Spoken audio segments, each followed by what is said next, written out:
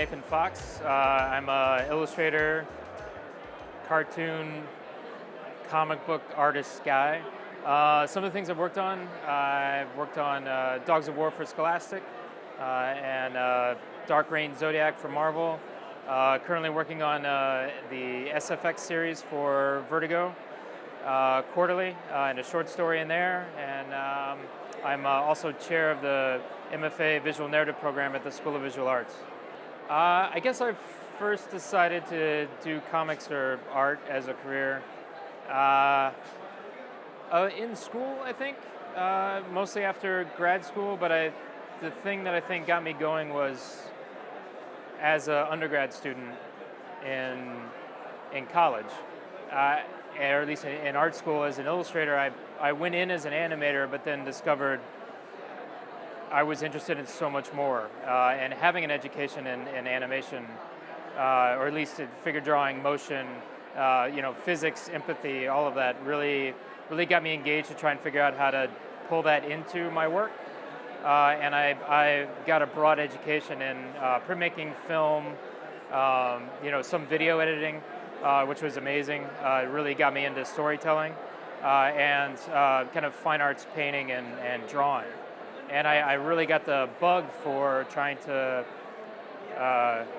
turn my work into narrative art, as opposed to just kind of being part of an animation crew, which I was still interested in, but I felt like I finally had something I wanted to say. So I guess I kind of got that bug to do it seriously early, but I really had no idea what to do or how to do anything with it until later.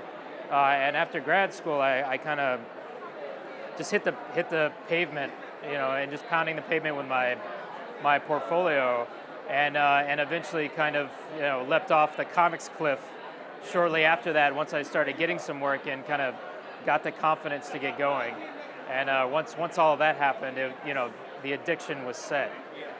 So I just kind of went from there, and have been on the twisted journey ever since. Oh my God.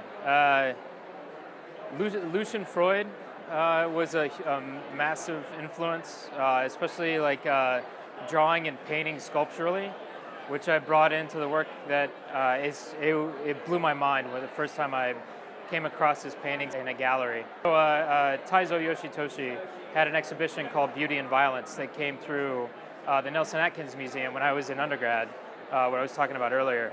And that showed just that his work, his drawing, but then also too understanding that he may have done the original drawings in brush, but there were artisans and craftsmen that were carving each of those plates, and it brought what I was learning in printmaking into illustration, and like my recent influence in comics, because I never really read comics as a kid outside of like Garfield or Calvin and Hobbes, but even then, I mean, that was awesome. And I never really took any of that seriously, and then I saw that show, and it was like Big Bang, like all at once. Like everything just started making sense, and the narrative work, the storytelling that those prints and those series had in just a single image, or in like a diptych or a triptych series, it just blew my mind. And so printmaking and painting easily became a heavy influence, and then I started understanding how that kind of imagery and framing, lighting and kind of art direction and set direction in film really kind of started to make sense about how all of this is composed. And easily Hitchcock and Kubrick and a lot of other directors and films became a heavy influence within kind of the scenes and characters and stories that I really wanted to tell. So I would say easily just about everything outside of comics and illustration is kind of my jam, and it's like how can I bring that into the world and work and characters and story that I want to tell. Like that's the story has really become my focus, and everything is kind of branched out of that. My daily routine is to panel and lay everything out initially, and once that's done and kind of the storytelling is a bit refined, nothing is precious. Inevitably, I end up making changes because as you spend more time with something, because a lot of the work for hire stuff, or once you're on deadline, you have to kind of live in the moment and move with it. All of that stuff inevitably becomes fluid.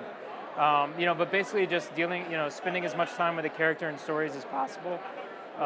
Penciling everything out, and then just jumping straight into inks and colors or design work depending on what the project is. It's going to sound weird, but I don't know that I ever really feel bogged down by a project because I love jumping into things face first anyway. So like I've come to understand that when I hit something that doesn't work, I just gotta burn it. I gotta get rid of it. The file gets deleted, or I just make a copy and destroy everything that didn't work and then start anew.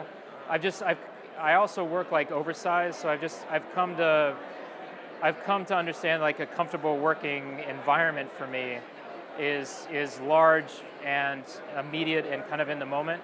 So if something isn't working, I've learned over many mistakes and bad pages and art turned in that I have to destroy it. Yeah.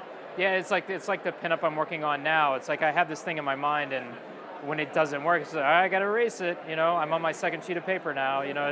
It's just, when it works, and when it doesn't, or when it's not in the moment, you just got to kind of step back, refresh, and like come back into it again. Yeah, when you're in the zone and everything's working, it's great. But I would love to say I have the luxury of being in the zone all the time, but inevitably you just got to make decisions. And over the last few years, I've come to stop myself, and if it's not working, I just time to start over. Yeah, because if you drew something the first time, or like that arm or that body or that story or that character or whatever was great, last project, you can do it again. You just might not be like in that space or that mind frame, so it's just one of those things you just got to keep going.